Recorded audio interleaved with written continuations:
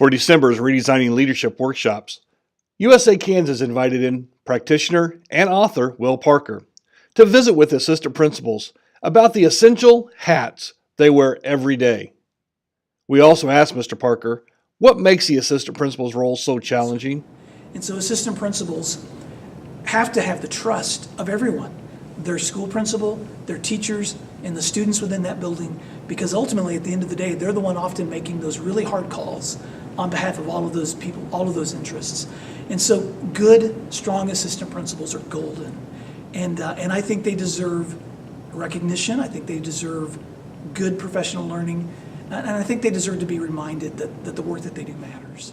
Will, as we talk about all the roles the assistant principal has and the 8 essential hats that you talked about with the participants, how can they express and grow in the areas that they find the most challenging?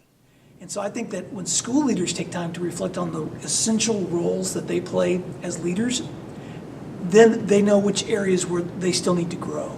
And so when I think about 8 hats for essential leaders, I never expect anyone to do all of those roles perfectly. And it's unrealistic to expect ourselves to be perfect leaders. But it is helpful if we take time to reflect on those roles. Because just like you reflect on areas of any kind of personal growth, helps you set new goals, by reflecting on where we need to be essential in our leadership, helps us to grow in that leadership. You tell the story of Captain Charlie Plum, a fighter pilot in Vietnam who had to eject and became a POW. Following his release, he had the opportunity to meet the gentleman who packed his parachute that day, who ultimately saved his life. As assistant principals, who do they rely on every day to pack their parachutes? Well, that's one of the reasons that I've always been such a huge fan of my own state association.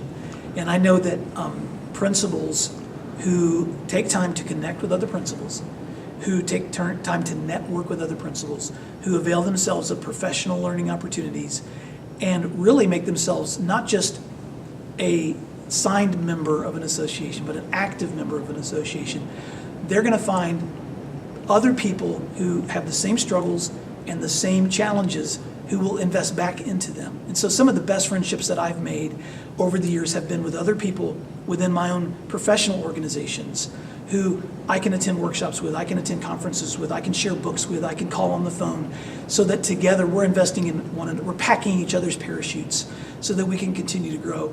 Because I'm not sure, I know that sometimes people say classroom teachers are often lonely because they feel isolated in their work.